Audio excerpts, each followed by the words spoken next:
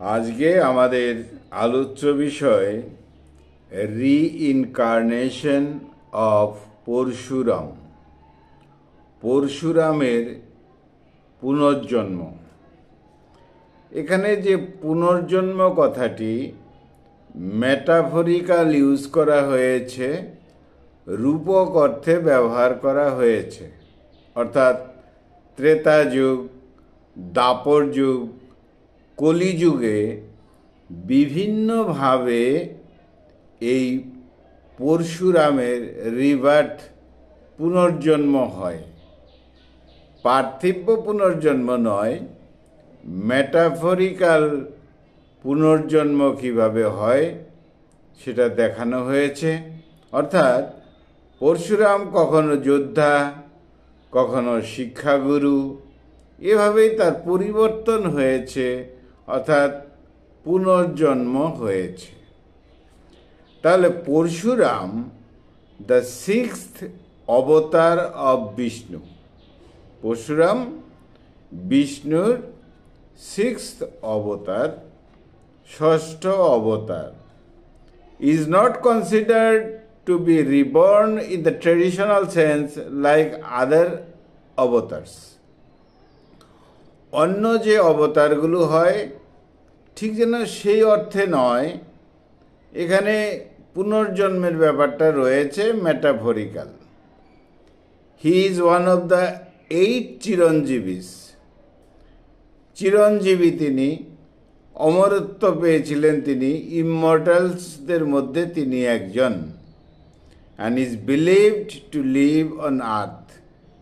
এই পৃথিবীতে পরশুরাম এখনও রয়েছে, currently residing in the Mahendragiri mountains. Mahendragiri মাউন্টেনে তিনি রয়েছে, এরকম একটা বিশ্বাস, ধর্ম বিশ্বাস হিন্দুদের রয়েছে। Where he perform self punishment and teaches. অর্থাৎ তার সেলফ পানিশমেন্ট হয়েছিল, সে একটা দিক তো রয়েছে, তাছাড়া তিনি শিক্ষা দিচ্ছেন এই পৃথিবীতে। এবার বলা হচ্ছে হি ইজ প্রপোসাইজ টু মেন্টর কল্কি বা কলিযুগ। কলিযুগের একজন মেন্টর হিসেবে রয়েছেন, অর্থাৎ দ্য 10th অ্যান্ড ফাইনাল অবতার অব বিষ্ণু। বিষ্ণুর ফাইনাল অবতার এই কল্কি যুগ বা কলিযুগ, এখানে তিনি একজন মেন্টর হিসাবে কাজ করছেন। Who will guide in the next yuga. এই যে পরবর্তী যুগ আসছে, এখানে গাইড করবেন এই পরশুরাম। তাহলে দ্য রিইনকার্নেশন অফ পরশুরাম, এই যে পরশুরামের পুনর্জন্ম, বলাই হলো Parashuram sixth avatar of Lord Vishnu. Lord বিষ্ণুর সিক্সথ অবতার, তিনি একজন ইমমর্টালসদের মধ্যে, চিরঞ্জীবীর মধ্যে একজন, হিন্দু মাইথোলজিতে তাই বলা হচ্ছে। অর্থাৎ তিনি একটা যুগ থেকে আরেকটা যুগ, তারপরের যুগ, এইভাবে তিনি বেঁচে রয়েছেন। একটা সেতু বন্ধন করেছেন তিনি, এ ব্রিজ বিটুইন ত্রেতা যুগ, দ্রাপর যুগ, কলিযুগ, এর মধ্যে একটা সেতু বন্ধন তিনি করেছেন। যাই হোক, বিভিন্ন অবতার তো রয়েছে বিষ্ণুর, সেই বিষ্ণু অবতার যাচ্ছে আসছে, কিন্তু এই পরশুরামের যে অবতার, এটা একটা ইউনিক। কেন? পরশুরাম নেভার ডাইজ, তিনি অমর। তিনি এক যুগ থেকে আরেক যুগ, আরেক যুগ থেকে আরেক যুগ, এভাবেই তিনি চলে যাচ্ছেন according to the traditional Hindu belief. এটাই বিশ্বাস করে হিন্দুরা। তাহলে পরশুরাম যে অরিজিন, মিশন, বিষয়টা কিভাবে এলো? পরশুরাম জন্মগ্রহণ করেছিলেন ঋষি যমদগ্নি অ্যান্ড হিজ ওয়াইফ রেণুকার ঘরে। ঋষি যমদগ্নি এবং তার ওয়াইফ রেণুকা, তার ঘরে, অর্থাৎ এই ঋষি যমদগ্নি তিনি কিন্তু ছিলেন ভৃগু ফ্যামিলির আরেকটা শাখা প্রশাখা ভৃগু ফ্যামিলির। এই ভৃগু ফ্যামিলির কিন্তু একজন এই পরশুরাম। পরশুরামের প্রথম যে নাম ছিল সেটা হলো ভার্গব রামা। ভার্গব রামা, কিন্তু পরে তার নাম হয় পরশুরাম, অর্থাৎ রাম উইথ দ্য এক্স, কুঠার হাতে রাম, অর্থাৎ receiving an axe from lord Shiva. ভগবান শিবের থেকে তিনি পেয়েছিলেন, বর পেয়েছিলেন একটা কুঠার, সেই থেকেই তার নাম হয়ে যায় পরশুরাম। এটা গিফট হিসাবে পেয়েছিলেন। কেন এই পরশুরাম? এটা তার এক অর্থে পানিশমেন্টও বটে, আবার অন্য অর্থে পরশুরাম অন্যকে পানিশ করতে পারবে এবং ওয়ারলাইক অ্যাবিলিটি তার থাকবে, যুদ্ধং দেহি যে ক্ষমতা তার থাকবে। এই হলো পরশুরাম।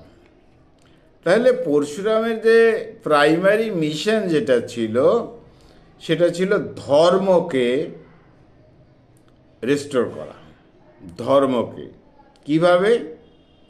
যে gaining the power of corrupt ক্ষত্রিয় ওয়ারিয়ার রুলার্স। ক্ষত্রিয় রাজাদের যে দম্ভ, যে অহংকার, যে অত্যাচার, এই ক্ষত্রিয়দের দমন করার জন্যই কিন্তু পরশুরামের জন্ম।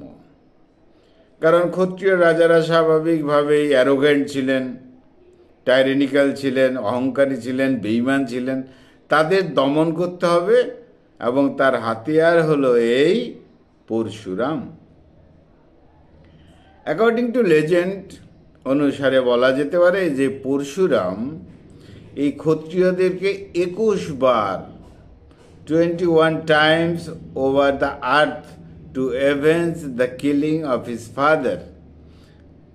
ঘটনা প্রসঙ্গে আমরা পরেও পেয়ে যাব যে পরশুরামের বাবা এই যমদগ্নি, তার মৃত্যু ঘটেছিল, এবং যে ডিস্টার্বিং ম্যাটার্সটা এসেছিল তার ব্যালেন্সটা রাখার জন্যই কিন্তু এই পরশুরাম। অর্থাৎ ক্ষত্রিয়দের দমন করতে হবে, সাধারণ মানুষকে বাঁচাতে হবে।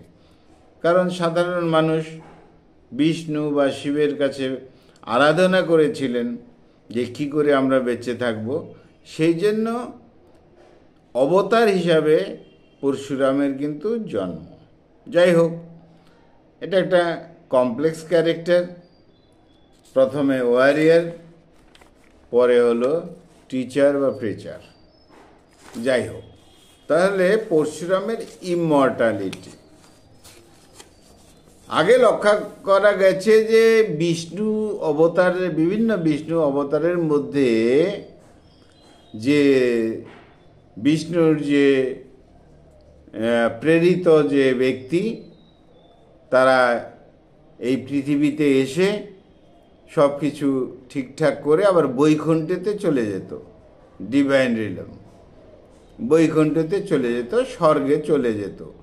কিন্তু পরশুরামই একজন ব্যক্তি, ইজ ইমর্টাল, অমর, কন্টিনিউস টু লিভ, সে বেঁচে আছে আজ পর্যন্ত, এটাই বিশ্বাস হিন্দুদের, making him a rare fighter, এক দুর্লভ ফাইটার, যোদ্ধা তিনি।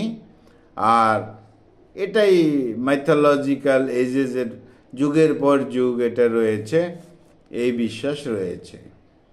বলা হয় he said to reside in the Mahendra mountains, বলা হলো মহেন্দ্র বা মহেন্দ্রগিরি মাউন্টেন্স, সেখান থেকেই তিনি এই পৃথিবীকে তিনি সেটাকে বিভিন্নভাবে ধর্ম রক্ষার কাজে রয়েছেন।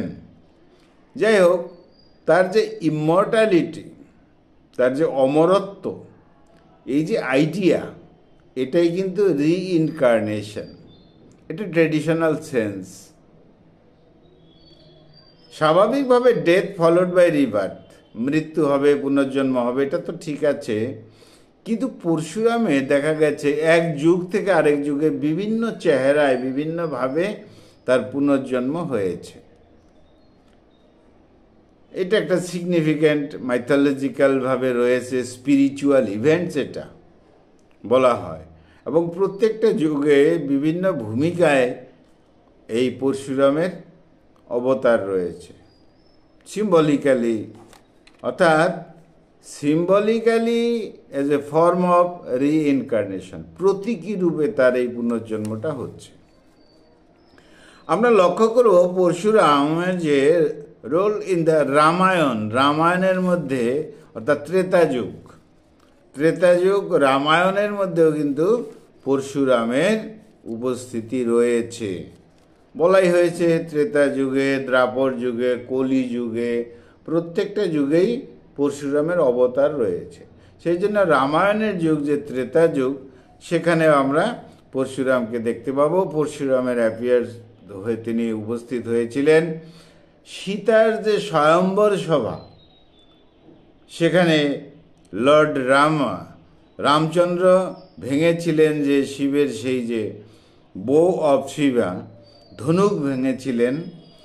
আচ্ছা, feeling insulted that Rama has broken the divine bow, স্বর্গীয় সেই ধনুকটাকে ভেঙেছিলেন রামচন্দ্র। আচ্ছা, সেখানে সুপেরিয়র ওয়ারিয়ার হিসাবে তো অবশ্যই রামচন্দ্র, কিন্তু পরশুরামেরও একটা বিষয় ছিল, পরশুরামের সাথেও একটা কনফ্রন্ট ছিল।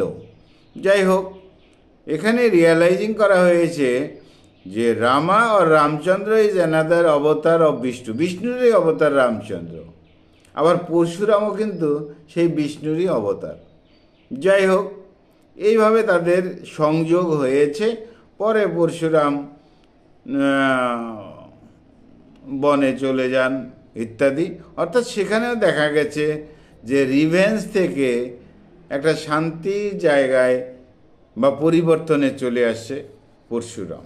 তাহলে আমরা রামায়ণের মধ্যেও পরশুরামের ত্রেতা যুগে এই সীতার যে স্বয়ম্বর সভা, সেখানে আমরা পরশুরামের উপস্থিতি পাই একটা অবতার হিসাবে। পরবর্তীতে আমরা একটা বিষয় লক্ষ্য করব যে রোল ইন দ্য মহাভারত, দ্রাপর যুগে মহাভারতের মধ্যে তো অবশ্যই আমরা পরশুরামকে পেয়ে যাব, অর্থাৎ বিভিন্ন যুগে বিভিন্ন রকম। মহাভারতের মধ্যে পরশুরাম বিকামস টিচার হয়ে গেল, গুরু হয়ে গেল অফ মার্শাল আর্টস, এই যুদ্ধবিদ্যা ইত্যাদির, ডিভাইন ওয়েপন্সের। সেখানে ভীষ্মদেব যে লেটার ফাইটস করেছিল আর কি, তাহলে Bhishma refuses to marry Amba, এইসব বিষয় নিয়ে কথা রয়েছে। তাহলে সাথে বিশ্বাত্মা, দ্রোণাচার্য, কর্ণ, তাদের সকলের এই দীক্ষাগুরু শিক্ষাগুরু ছিলেন কিন্তু পরশুরাম অবতারের মধ্যেই আসে। এইভাবে পরশুরামের যে একটা চেঞ্জ আমরা লক্ষ্য করছি, পুনর্জন্ম হচ্ছে। কখনো ডেস্ট্রয়ার ছিল ক্ষত্রিয়দের, আবার কখনো সে দীক্ষাগুরু শিক্ষাগুরু। এটা একটা সিম্বলিক রিইনকার্নেশন, এই জন্য বলা হয়েছে। অর্থাৎ ফিউরিয়াস ওয়ারিয়ার থেকে একজন ওয়াইজ স্যাগার, একজন ভয়ানক যোদ্ধার থেকে আবার জ্ঞানী পুরুষ, এভাবে প্রকাশ হয়েছে। লাস্ট যেটা আসছে, আমরা পরশুরাম ইন কল্কি যুগ বা কলি যুগের মধ্যেও আমরা তাকে পাব। অর্থাৎ বিষ্ণুর যে শেষ অবতার বলা হয়, ফাইনাল অবতার যেটা, এই কল্কি যুগ বা কলি যুগ, দ্য 10th অ্যান্ড ফাইনাল অবতার অফ বিষ্ণু। এখানেও কিন্তু এই কলি যুগে কিন্তু বা কল্কি যুগে টু ডেস্ট্রয় ইভিল, মন্দকে ধ্বংস করতে এবং রেস্টোর ধর্মকে স্থির করতে কিন্তু অবতারটা রয়েছে এই পরশুরামের। তাহলে ত্রেতায় ছিল, দ্রাপর যুগে ছিল, এবার শেষ বিষ্ণুর যে 10th অ্যান্ড ফাইনাল যে যুগ বলা হয়, অবতার বলা হয়, কলিযুগ, এখানেও কিন্তু পরশুরামের উপস্থিতি পাওয়া যাবে। এভাবেই ফিজিক্যাল তো তার চেঞ্জ হয়েছে, ধ্যান ধারণার চেঞ্জ রাখা হয়েছে, সিম্বলাইজিং করা হয়েছে, ডিভাইন উইজডম তার মধ্যে কাজ করেছে। যাই হোক, তাহলে এই কল্কি যুগের যে ফাইনাল কসমিক ডিউটি অবতারহুডের অর্থাৎ এই অবতারের মধ্যে রয়েছে। এভাবেই কিন্তু তার পুনর্জন্ম বলা হয়। বেদান্তিকভাবে সিম্বলিকভাবে এই রিইনকার্নেশন, এখানে ফিজিক্যাল রিবার্থের থেকেও বড় কথা হলো তার যে ক্যারেক্টারিস্টিক, এই যে অবতার সেটা চেঞ্জ রয়েছে। অর্থাৎ কখনো দেখা যাবে যে একজন অ্যাভেঞ্জার থেকে একজন সাধুপুরুষ হয়ে গেল, ডিস্ট্রয়ার থেকে টিচার হয়ে গেল। মূলত কিন্তু যে ধর্মকে রক্ষা করাই কিন্তু পরশুরামের কাজ, প্রিজার্ভার অফ ধর্ম, মূল কথা। তাহলে হিন্দুইজমের মধ্যে এই ধর্ম বিভিন্ন যুগে ধর্মকে সঠিক পথে নিয়ে যাওয়ার জন্য কখনো তিনি অস্ত্র ধরেছেন, কখনো শিক্ষক। অর্থাৎ এখানে আমরা দেখব যে তার জীবনে এই যুগ যুগান্তর ধরে তিনি রয়েছেন, এক যুগ পরবর্তী যুগ পরবর্তী যুগ, সেজন্য তার একটা পুনর্জন্ম হয়েছে, তার পরিবর্তন হয়েছে। তাহলে এখানে রিবার্থ একটা সাইক্লিক অর্ডারে চলেছে। আচ্ছা, তার যে লিভিংটা এটা রিইনকার্নেশন বলা হয়েছে। আচ্ছা, ডিভাইন অবতারের মধ্যে বিশেষ অবতার পরশুরামের অবতার। এখানে হিউম্যানিটির কথা, হিউম্যান স্ট্রাগলস যেটা আসে, হিউম্যান স্ট্রাগল, এই হিউম্যান স্ট্রাগল থেকে বাঁচানোর জন্য, ইনজাস্টিস থেকে বাঁচানোর জন্য, ব্যালেন্স নিয়ে আসার জন্য দেবতাদেরই এক আশীর্বাদ স্বরূপ পরশুরামের জীবনী, বা এখানে রিইনকার্নেশন অফ পরশুরাম। তাহলে বন্ধুরা, এটা আমার second video of reincarnation of Parashuram, পরশুরামের পুনর্জন্ম। বন্ধুরা খুব ভালো থেকো, আমার চ্যানেলটা সাবস্ক্রাইব করো। Thank you.